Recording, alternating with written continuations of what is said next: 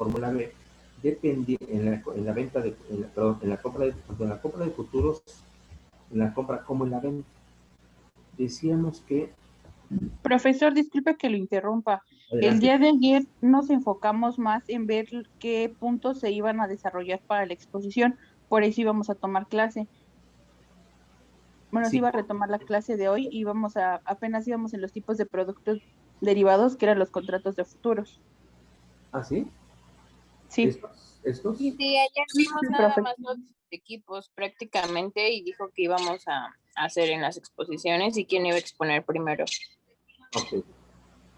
¿Alguna duda sobre ese tema? No, profe. No. Ok. Vamos No, todo entonces a bien. iniciar con los tipos de futuros derivados financieros.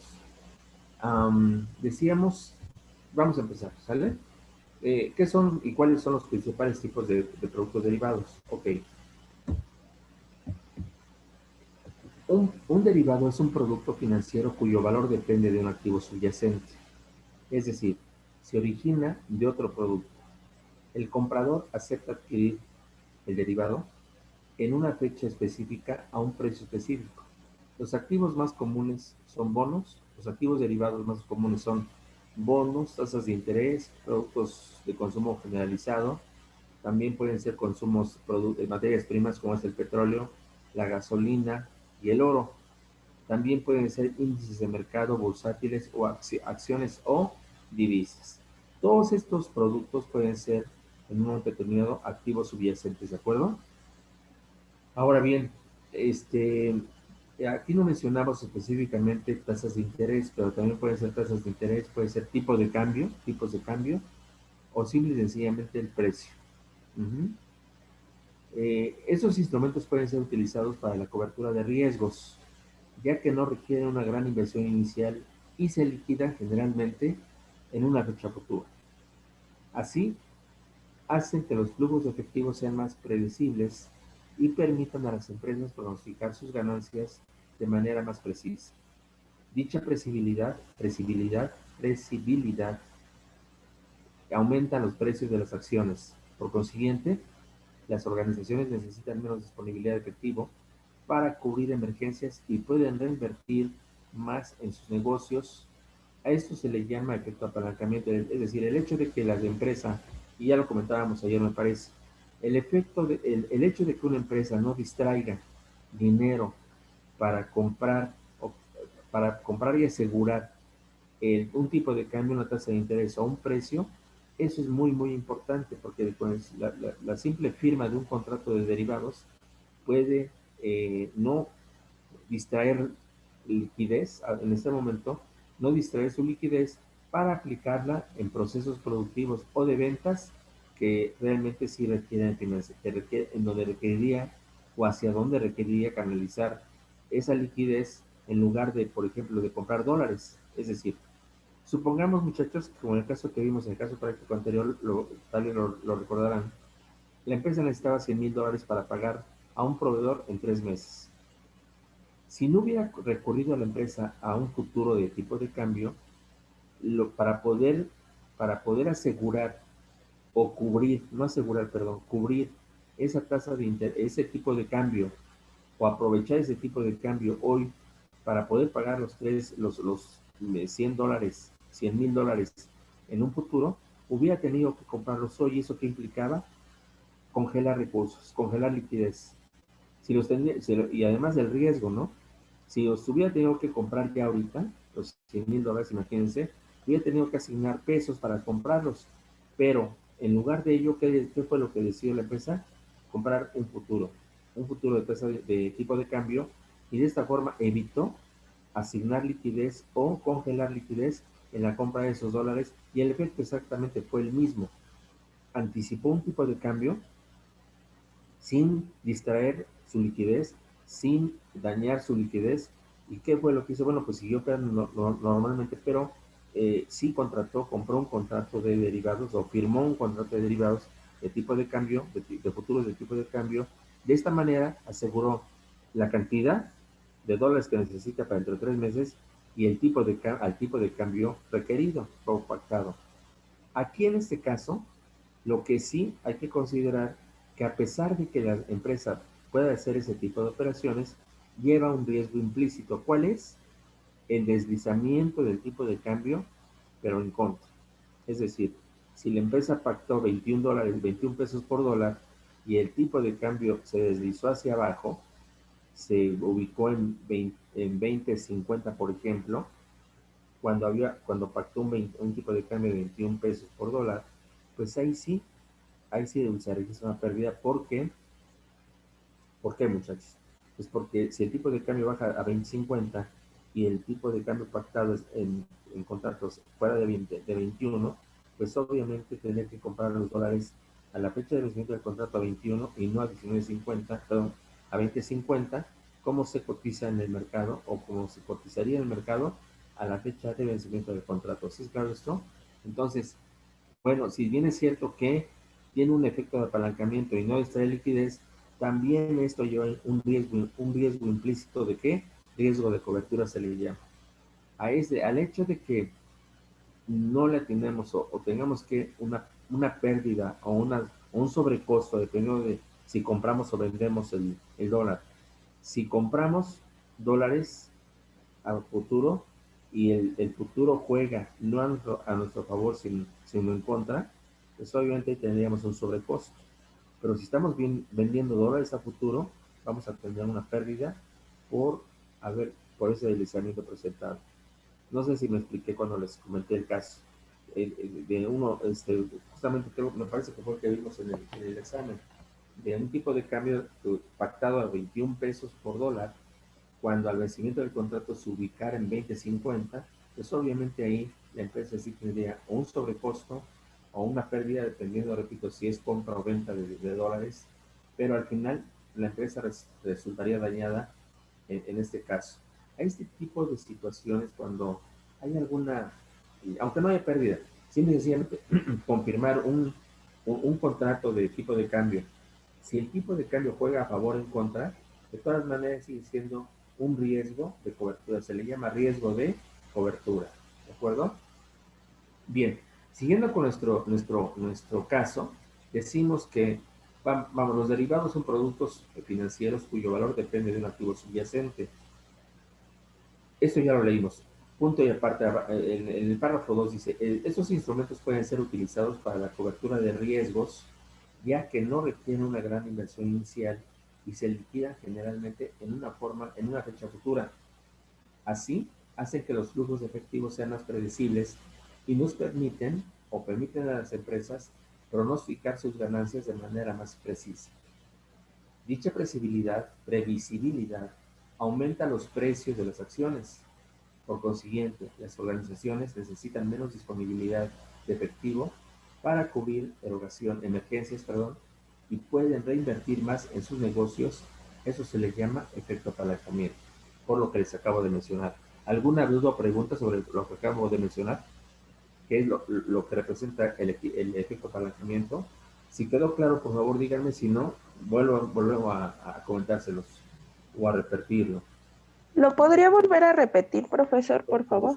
Claro. Gracias. Se dice que es efecto apalancamiento porque cuando nosotros cuando contratamos un derivado, en lugar de pagarlo o de asignar recursos en ese momento, únicamente estamos cubriendo o asegurando una tasa de interés, un tipo de cambio o un precio con el solo hecho de firmar el contrato, el derivado. No tenemos que pagar en ese momento. Realmente el pago viene al vencimiento del contrato, pero ya en una fecha futura. Entonces, el hecho de, por ejemplo, vamos a suponer ahorita que hay tanta volatilidad en el tipo de cambio que nosotros cubriéramos un tipo de cambio de 21 pesos para adquirir 100 mil dólares a 3 meses. Si yo estrictamente quisiera cubrir o asegurarme de ese tipo de cambio teniendo físicamente los dólares, tendría que pagar ahorita pues el equivalente a los 21 por los 100 mil dólares que necesito. Ese es el dinero que necesitaría para asegurarme que voy a tener disponibles y el tipo de cambio que yo pretendo pagar dentro de 3 meses, que es 21 pesos por dólar. Con esa operación, yo en automático quedo liberado y asegurado en mi compra de $100,000 al tipo de cambio de 21 pesos para dentro de 3 meses, sin necesidad de comprarlos ahorita, que eso es lo importante y lo realmente relevante de esta operación. Si yo necesito una cantidad de dólares, en este caso estamos suponiendo que son $100,000 a 3 meses, yo los puedo, como si los tuviera físicamente ahorita, ya a través del contrato de futuros, cubrí un tipo de cambio de 21 pesos por $100,000 y es como si los tuviera físicamente ahorita, sin tener que haber erogado un quinto para poder comprarlos. La otra alternativa es, no hago futuro, mejor me compro mis dólares, $100,000, pero ¿cuánto tendría que asignar ahorita un dineral para poder comprar esos $100,000 cuando los voy a necesitar hasta dentro de 3 meses? Entonces, ese es el beneficio que nos ofrece un derivado y a eso se le llama efecto apalancamiento. El hecho de que sin un quinto pagado o invertido, yo pueda cubrir o asegurar tener esos dólares dentro de 3 meses, $100,000 al tipo de cambio que está pactado en el contrato. ¿De acuerdo? A eso se le llama nuevamente efecto apalancamiento. ¿Sí te quedó claro, compañerita? ¿Me hizo la pregunta? Sí, profesor, gracias. ¿Segurísima? ¿Segurísima? Sí, Ok, muy bien. gracias. Continuamos entonces. Ahora, los forwards, los contratos forwards, estos derivados son acuerdos para comprar o vender a un precio acordado a un precio acordado hoy en una fecha específica en el futuro. En este tipo de contratos, las dos partes pueden personalizar sus reenvíos. Los forwards se utilizan para cubrir, así subrayado, los forwards se utilizan para cubrir riesgos en productos básicos o materias primas. A eso se refiere cuando hablamos de básicos o materias primas, que son tasas de interés, tipos de cambio y principalmente precios. ¿De acuerdo? Ahora, ya esto ya lo habíamos visto. Los futuros. El derivado futuro promete la entrega de materias primas o cualquier otro producto a un precio acordado. De esta manera la empresa estará protegida por si aumentan los precios. Además, las compañías también implementan esos contratos para resguardarse o para protegerse de las variaciones en los tipos de cambio, tasas de interés y precios de las acciones. Vamos a ver ahora los futuros de tasas de interés. ¿De acuerdo? Se dice, al celebrar operaciones de futuros de CETES o TIE a 28, 91, 180 o 360 días, el comprador y el vendedor intercambian múltiplos enteros de contratos estandarizados. ¿Por qué decimos que son múltiplos enteros de contratos estandarizados? ¿Quién me puede contestar esta pregunta? Repito, ¿por qué se dice que los contratos negociados en un mercado bursátil equivalen o representan múltiplos enteros de contratos estandarizados en cuanto a monto, moneda, fecha de vencimiento y tasas de interés? ¿Quién me lo puede contestar? ¿Por qué decimos que se intercambian múltiplos enteros? A ver, Ana Paula, por favor. Ana Paula Pedraza. Sí, presente, profe. ¿Me puedes contestar esa pregunta, Ana Paula? Porque... Ay, no, no se me ocurre. ¿Qué es un múltiplo, Ana Paula?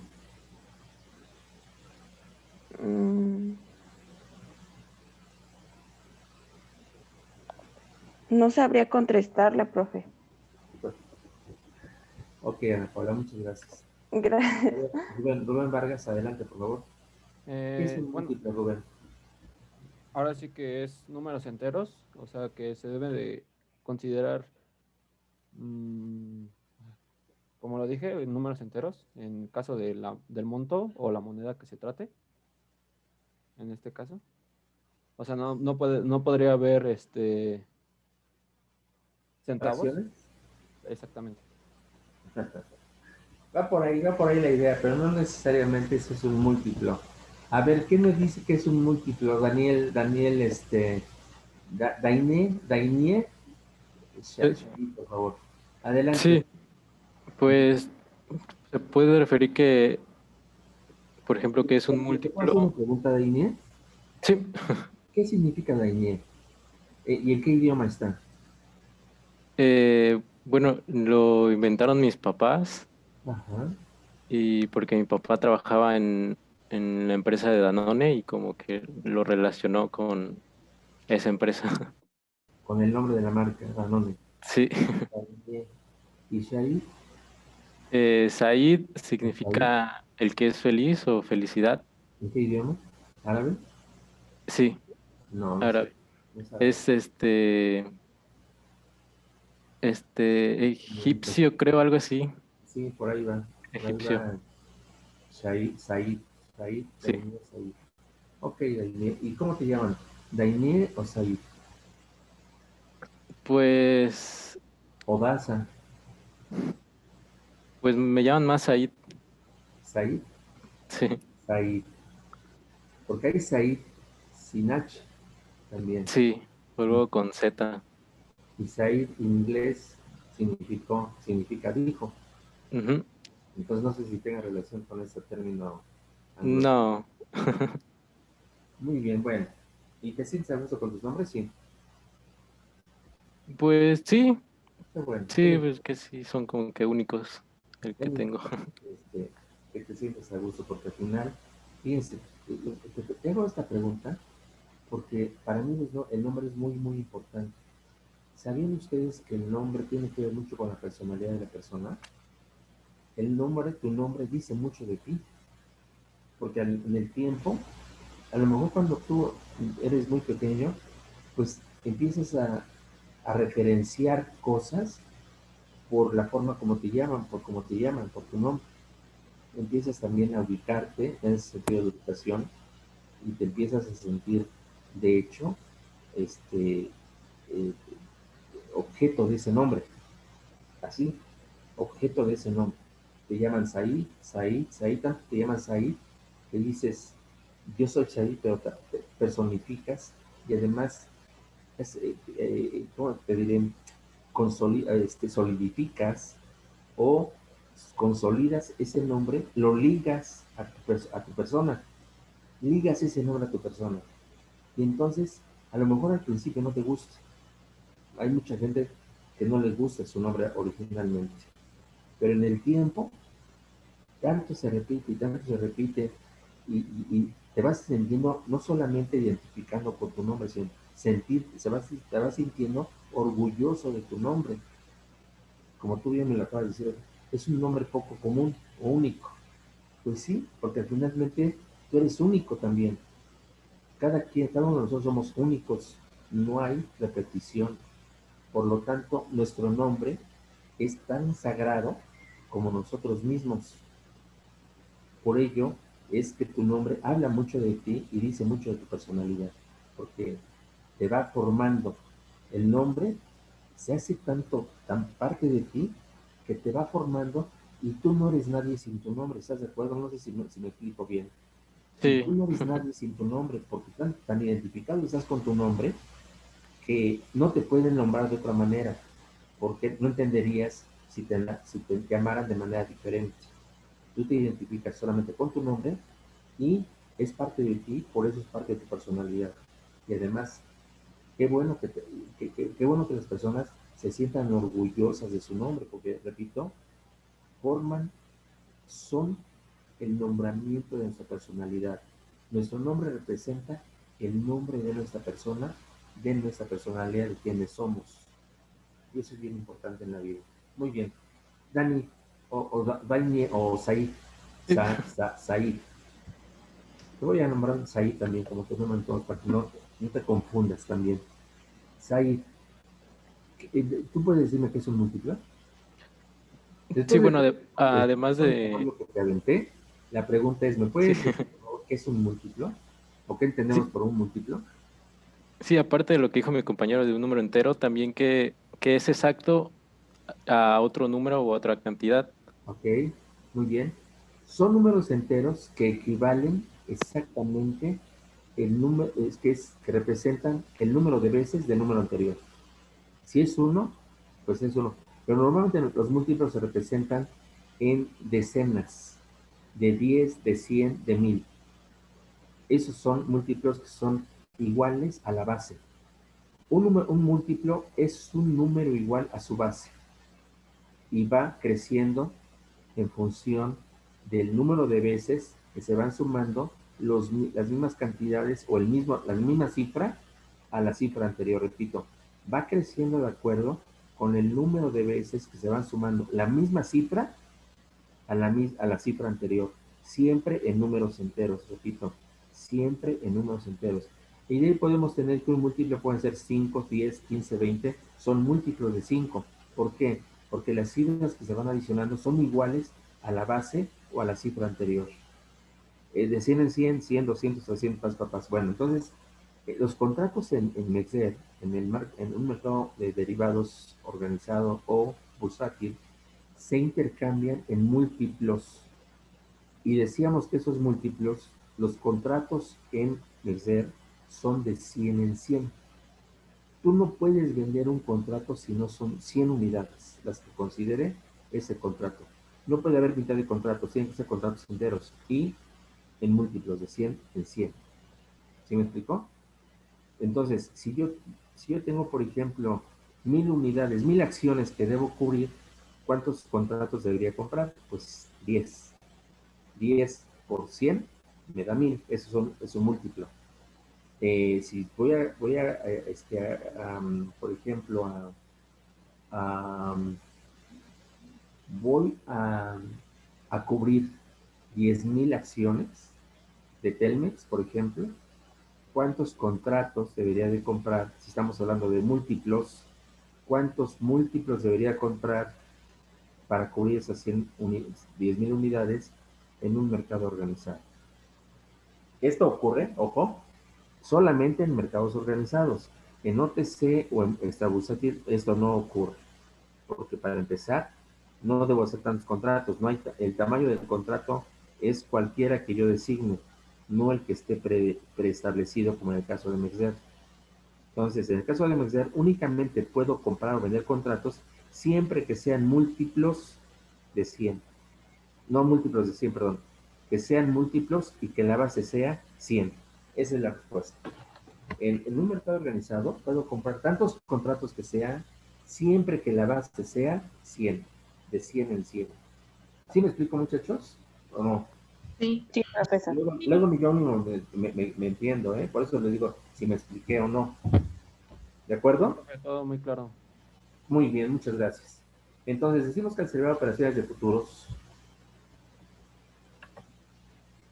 de CETES o de TIE, siempre que sea 28, 91, 180 o 360 días como plazo máximo, no puede haber operaciones de futuros con más plazo, excepto que sean swaps, eso sí, coma, el comprador y el vendedor intercambian múltiplos enteros de contratos, ya lo explicamos por qué, de contratos estandarizados en cuanto a monto, moneda, fecha de vencimiento y tasa de interés cuando la liquidación se haga en especie o por diferencia entre el precio de mercado y el precio pactado en el Chicago Mercantile Exchange, conocido como CME, o en la Bolsa Mexicana de Valores, específicamente en MEXDER, en el mercado mexicano de derivados, que forma parte del grupo Bolsa Mexicana de Valores.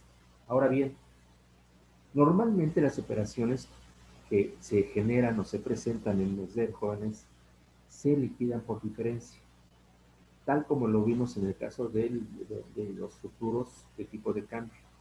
Recuerdan que primeramente tenemos que determinar cuántos dólares necesitaría en el caso de que hubiera costo financiero o no. Luego, el punto 2, ¿cuántos dólares necesitaría en el caso de que, en el caso de que el tipo de cambio se pactara un precio? Luego, ¿cuántos pesos necesitaría por todos los dólares que iba a comprar en el caso de que el tipo de cambio, de que ese tipo de cambio no estuviera cubierto o garantizado? Luego, la diferencia entre sí contratado o no contratada la cobertura. Y eso nos llevaba justamente a determinar la liquidación por diferencia. Es decir, finalmente, esas diferencias que determinamos cuando calculamos esos ejercicios de futuros de tipo de cambio, la diferencia que nos daban en el punto 3, tal vez la recordarán, no tanto la cantidad, sino el procedimiento. Esa diferencia justamente es a lo que se refiere este párrafo, de la liquidación por diferencia entre el precio de mercado y el precio pactado, ya sea en MEXDER o en el Chicago Mercantile Exchange. ¿Por qué se habla del Chicago Mercantile Exchange? Bueno, se habla de esta bolsa porque es la más importante del mundo. Principalmente institucionalmente fue la primera. Recordemos que la Bolsa de Chicago inició operaciones en enero de 1974 y la Bolsa de Derivados en México inició operaciones hasta 1994, es decir, 20 años después. Pero, pues, prácticamente la Bolsa de Chicago es la que realiza el mayor número de operaciones a nivel mundial. La Bolsa Mexicana de Valores, es decir, la Bolsa Mexicana de Derivados, está enlazada a la bolsa a CMA, a Chicago Mercantile Exchange, y está enlazada las 24 horas durante los 365 días a todas las bolsas del mundo. Frankfurt, que es Alemania, Madrid, París, Londres, Tokio, todas las principales bolsas del mundo están enlazadas electrónicamente, y de tal forma que cualquier persona que quiera contratar un derivado desde México para Londres, lo puede hacer sin no hay problema, en cualquier momento, porque esto es operación en línea, ¿de acuerdo? Ok, las operaciones de futuros de tasas de interés se clasifican con base en los derechos y obligaciones que confieren a sus participantes y aquí viene lo importante. El caso que vamos a exponer es compra de futuros de tasa de interés. Ya me cansé. Aquí, número 1, el comprador tendrá el derecho de recibir del vendedor en caso de que la tasa de interés observada ese día sea menor que la tasa de interés acordada. Sabemos que en cualquier contrato, ya sea de tasa de interés, de tipo de cambio de precio, en el caso del precio, hay un precio observado, ¿de acuerdo? El que va ubicando diariamente el mercado, y también un precio acordado. En el caso de la tasa de interés sucede lo mismo. Hay una tasa de interés observada, la de mercado, y la tasa de interés acordada en el contrato. Y en el caso de tipo de cambio, igual. Hay un tipo de cambio contratado o pactado y un tipo de cambio observado en el mercado. Siempre se hace la diferencia para llevar a cabo la liquidación de la operación. Esto sucede siempre en el caso de los futuros y de los forwards al vencimiento de los contratos. Al vencimiento de los contratos se hace una diferencia entre cómo quedó al final el tipo de cambio, tasa de interés o precio pactado en el contrato y cómo quedó el de mercado, para que por comparación saquemos una diferencia y esa diferencia sea liquidada a favor o a cargo. ¿Sí me explicó? Sí, profesor. Gracias. El punto 2 dice, el comprador tendrá la obligación de pagar al vendedor en caso de que la tasa de interés observada ese día sea mayor que la tasa de interés acordada. Una cantidad en pesos por concepto igual, perdón, una cantidad en pesos por contrato igual a la que resulte de multiplicar el monto de referencia por la fórmula B. Ok. Entonces, aquí estamos en la compra de futuros de tasas de interés, jóvenes. Estamos hablando de dos casos. Uno, cuando la tasa observada, sea menor que la tasa pactada o acordada.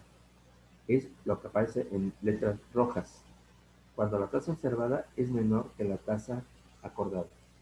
Y en letras verdes nos dice, también en la compra de futuros, pero se refiere a que esta fórmula B la podremos aplicar cuando la tasa observada sea mayor que la tasa acordada. Lo que ven en letras rojas es cuando la tasa observada es menor a la acordada, y en letras verdes es cuando la tasa observada es mayor a la acordada. Se aplicará la fórmula B. Entonces, vamos a ver cuáles son esas fórmulas A y B. ¿Hasta aquí alguna pregunta? No, de momento no. Muchas No, gracias. profe. Las fórmulas son estas, muchachos. Fórmulas de tasas de interés. A es igual. Aquí faltaría, nada más, les pido un favor, anoten estas dos fórmulas. Es muy importante que las anoten. Nada más que al principio, en la fórmula A, pongan punto y guión. Aquí agréguenle un término que se llama monto de referencia. Monto de referencia multiplicado, abrimos paréntesis, por A menos F, perdón, A menos fix, por N sobre 360 y cerramos paréntesis.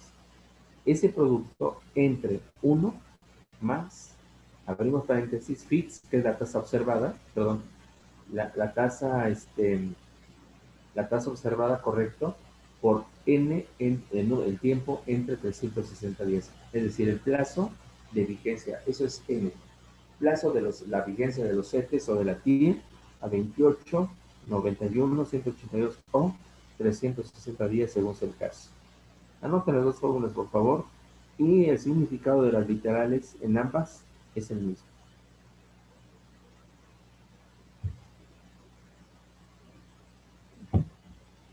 Maestro, una pregunta. Entonces, tanto en A como en B, al inicio va monto de referencia. Sí, correcto, muy bien. Ok. Tanto en A como en B va el monto de referencia, justamente, gracias.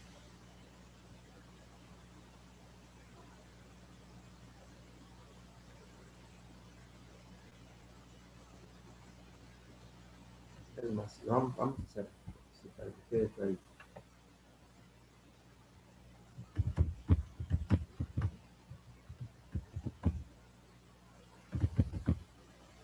Por aquí.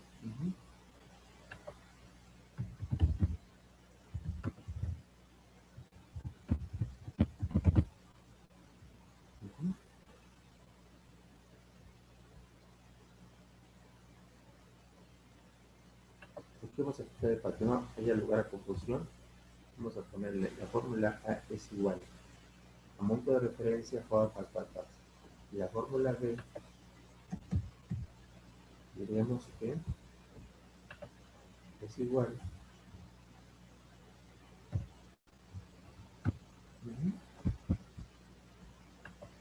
así.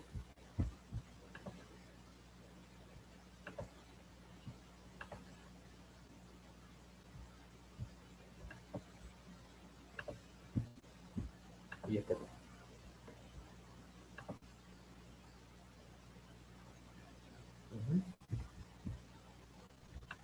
Creo que quedó bien ahora, ¿no?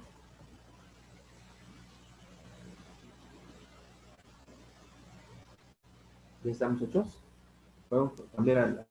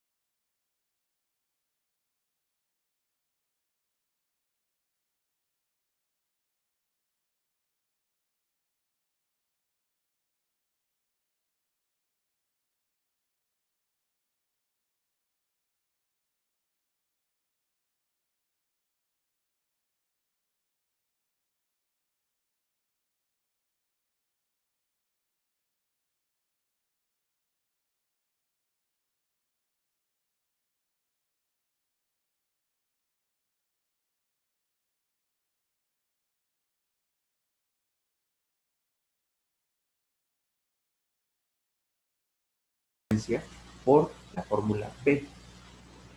Y en el caso del segundo párrafo, dice el comprador tendrá la obligación de pagar al vendedor en caso de que la tasa de interés observada ese día. ¿Cuál día? Cuando decimos ese día, ¿a qué día nos referimos? Muchachos, chicas, por favor. Cuando hablamos de ese día, ¿a qué día nos referimos? Hilary, Al del vencimiento del contrato, por favor. Mándeme. Al del vencimiento del contrato, profesor. No. Ok. No. ¿Alguien, por favor, alguien más? Al día contratado, ¿no? No. A ver, Armando Acosta. Adelante, Armando, si eres tan amable. Cuando hablamos de, fíjense, dice, el comprador tendrá el derecho a recibir del vendedor en caso de que la tasa de interés observada ese día sea mayor que la tasa de interés. Acordar, ese día, ¿a qué día nos referimos? Al día que se esté viendo, ¿no? Mándeme. Al día en que se esté viendo el día actual, por así decirlo. Al día en que se esté haciendo el análisis, correcto. Este análisis es diariamente. Mientras esté vigente el contrato, esa es la respuesta. Puede ser cualquier día mientras esté vigente el contrato. Y ese análisis o esta determinación de diferencia de pesos entre comprador, entre observada y pactada, se hace diariamente. ¿Quién lo hace? Asigna. Asigna es quien hace diariamente este cálculo electrónico. Y ni siquiera se asigna, porque por default se lo calcula el sistema. Y una vez que lo calcula, envía tanto al comprador como al vendedor el resultado de la posición que tuvo ese día su contrato o el activo subyacente establecido en ese contrato. Ese activo subyacente diariamente se evalúa a mercado. Diariamente se evalúa un activo subyacente a mercado. Yo les preguntaría, ¿cuál creen ustedes que sea el motivo por el cual, repito, cuál creen ustedes que sea el motivo por el que diariamente asigna, valúa a mercado el precio del subyacente?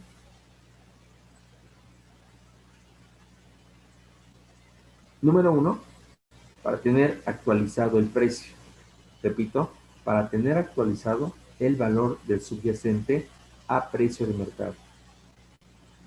Y 2, para dar a conocer tanto al comprador como al vendedor del contrato cuál fue su posición ese día, si ganó o perdió.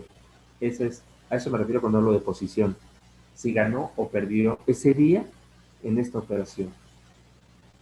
Eso es bien importante. Para entender todos los derivados tenemos que entender que asigna, en el caso del mercado mercado bursátil, diariamente determina, con base en el precio de mercado del subyacente, determina, y el precio contratado, obviamente el precio pactado del contrato, determina quién ganó y quién perdió ese día, si el comprador o el vendedor. Y lo va registrando. Y no solamente lo va registrando, sino realmente va valuando y registrando esas diferencias. Tal es así que diariamente el sistema envía un aviso tanto al comprador como al vendedor, indicándoles cuánto ganó y cuánto perdió ese día y cuánto se tomó del margen de variación. El margen de variación es una cantidad, es un porcentaje del monto de referencia. Fíjense, el margen de variación representa un porcentaje, siempre un porcentaje, sobre el monto de referencia, que puede ser un 3, un 5%, es más, hasta un 10 o más por ciento. ¿Y de qué va a depender ello? Pues va a depender de la volatilidad, o qué tanta volatilidad tenga el activo, el precio, o tasa de interés, o tipo de cambio. ¿De acuerdo? Preguntas, por favor. Preguntas, porque ya me cansé yo. Ahora, en el punto 2 dice, el comprador tendrá la obligación de pagar al vendedor en caso de que la tasa de interés observada ese día sea menor que la tasa de interés acordada. Una cantidad en pesos por contrato igual a la que resulte de multiplicar el monto de referencia por la fórmula A. Entonces, vamos a aplicar, miren, tanto en la compra de futuros, tanto en la compra de contratos futuros como en la venta, el procedimiento es muy similar para determinar los resultados o las posiciones diarias, repito. Tanto en el caso de la compra como en la venta de futuros de tasas de interés, el procedimiento que aplicamos es muy similar para determinar las posiciones diarias, tanto del comprador como del vendedor. ¿Cuál sería el punto a observar para decidir aplicar el primer inciso en el caso de la compra o el primer inciso en el caso de la venta? ¿Cuál sería ese criterio para poder aplicar la fórmula A o la fórmula B? Quiero que la vean bien. ¿Cuál sería en la compra y en la venta de un futuro de tasas de interés? ¿Por qué tendría que aplicar la fórmula A y cuándo tendría que aplicar la fórmula B? Eso quiero que me lo contesten ustedes. Jesús Omar Rodríguez, adelante por favor. Jesús. ¿Sería por la tasa de interés, profesor? Depende. A ver, Jesús, déjame a Jesús, por favor. No me estás respondiendo nada, Jesús. ¿Cuál tasa de interés? ¿O a qué te Por refieres? el fix. Es que no me dices nada, o sea, no me hables de fix, por favor. Háblame con propiedad de acuerdo con lo que la definición que yo les di aquí. Ve esto, ya, sí lo tienes, ¿no? Entonces, con base en estos párrafos, que es lo que te explican, o de donde tú podrías tomar la respuesta, con base en esta lectura, ¿qué me contestarías? ¿Cuándo debo de aplicar la fórmula A o cuándo debo de aplicar la fórmula B? ¿En qué casos? Y yo creo que más esquemáticamente lo puedes contestar esa pregunta si observas bien la fórmula A y la fórmula B. ¿Sí la ves? ¿Sí las ves? Sí. Ok. Sí. A ver, Jesús, si tú ves la fórmula A, ¿qué diferencia notas sobre la fórmula B? Que a una al principio le está restando a la tasa de interés acordada le está restando la observada y a la vez al revés, Ok, a la observada le está restando la acordada. muy bien. Y esto tiene que ver con las posiciones diarias que va a tomar el subyacente en el mercado bursátil diariamente mientras esté vigente el contrato. Es decir, si es compra o venta de futuros de tasas de interés, voy a poder aplicar indistintamente las dos fórmulas, siempre que la tasa acordada sea superior que la tasa acordada sea superior que la tasa observada, debería aplicar la fórmula B. Y siempre que, independientemente de que sea compra o venta, y cuando la tasa acordada supere a la tasa, perdón, cuando la tasa de mercado supere a la tasa acordada, debería aplicar la fórmula B. Ese criterio es lo que me va a dar a mí la utilización de la fórmula A o la fórmula B. Repito, si la tasa de interés acordada es superior a la tasa de interés observada, necesariamente, tanto en compra como en venta, tendré que aplicar la fórmula A. Pero si la tasa observada, la tasa de interés observada es superior a la tasa de interés observada, perdón, acordada, entonces tendré que aplicar la fórmula B. ¿De acuerdo? Muy sencillo. Preguntas. Si no, continuamos. Podemos continuar, profesor. Muy bien, muchas gracias. Caso práctico. Jesús, ¿me ayudas a leer, por favor, esta lámina? Si eres amable. Sí, profesor. Gracias. Adelante, Jesús. Compra de futuros de tasa de interés. Un inversionista desea saber cómo invertir su dinero ante la posibilidad de una caída en las tasas de interés, por lo que decide adquirir un contrato de compra de futuros de CETES a 91 días en el MEXDER, el cual vence dentro de 25 días. A una tasa del 7.80, la Cámara de Compensación solicita al inversionista que deposite 10,000 pesos con margen inicial, con la finalidad de garantizar la cobertura de los márgenes de variación. Como se esperaba, al vencimiento del contrato las tasas de interés bajaron. La tasa de un interés ponderada de CETES a 91 días fue del 7.50%, por lo que el inversionista recibió una compensación por la reducción del rendimiento. Con la información anterior determina lo siguiente. Muy bien, Jesús. ¿De qué se trata esto? Bueno, este caso se trata, y lo voy a explicar, lo voy a dejar explicado para que lo retomamos el próximo lunes ya con los antecedentes de hoy. Este caso se trata de un inversionista que tiene actualmente 2 millones de pesos para invertir, pero en el mercado financiero la tasa de interés es muy volátil.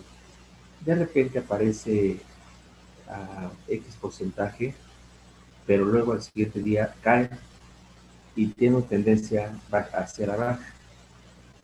Cuando pretendemos comprar un swap de tasa de interés para que realmente se justifique porque estamos invirtiendo en esto, en este instrumento, debemos pensar que la tendencia de tasa de interés vaya hacia abajo, sea con una caída casi vertical. Lo que se busca es que a través de este contrato, este inversionista pueda mantener la posibilidad de congelar su tasa de interés por lo menos de aquí a 3 meses, a 6, a 9 meses o hasta 12, dentro de 12 meses. Sabemos que esa tasa de interés en un mercado, en un ambiente o macroambiente volátil, hay que cubrirla porque como inversionista lo que nos interesa es que mantener o resguardar la rentabilidad de mi tasa de interés. De no ser así, de que la economía sí sea estable y no haya sobresaltos en tasas de interés o en tipo de cambio, no tendría ningún sentido contratar un derivado o un futuro de tasa de interés. Solamente tiene sentido, repito, la contratación de un futuro de tasa de interés tiene sentido solamente cuando la tendencia de la tasa de interés sea a la baja. Ese es el punto. Si vemos que en el mercado se comportan tasas muy similares por un largo plazo, pues no tiene sentido gastar en un futuro o en un forward de tasas de interés. ¿De acuerdo? Si la tendencia es a la baja, jóvenes, y somos una empresa exportadora, pues igual nos conviene mantener esa tasa de interés o nos conviene cubrir esa tasa de interés, porque si hay una tasa de interés más baja, pues también si somos deudores, pues nos conviene, pero si somos acreedores, no nos conviene para nada. Entonces tenemos que analizar, miren, en síntesis, lo que les puedo decir es que los instrumentos derivados se aplican de acuerdo con las condiciones y necesidades de cada empresa. Repito, los instrumentos derivados debemos aplicarlos de acuerdo con la enfermedad o con las condiciones financieras que presente la empresa o el caso que pretendamos nosotros cubrir. Repito, el tipo de cambio, en tasa de interés o en precio. ¿Preguntas? ¿Preguntas, jóvenes? De mi parte no, profesor. ¿No? Bueno, aquí dejamos entonces la clase y continuamos el próximo lunes. Que tengan un excelente fin de semana, cuídense mucho y nos vemos el próximo lunes a la hora acostumbrada, ¿de acuerdo? Gracias, profesor. Gracias, igual. Que estén muy bien. Tenga buen fin.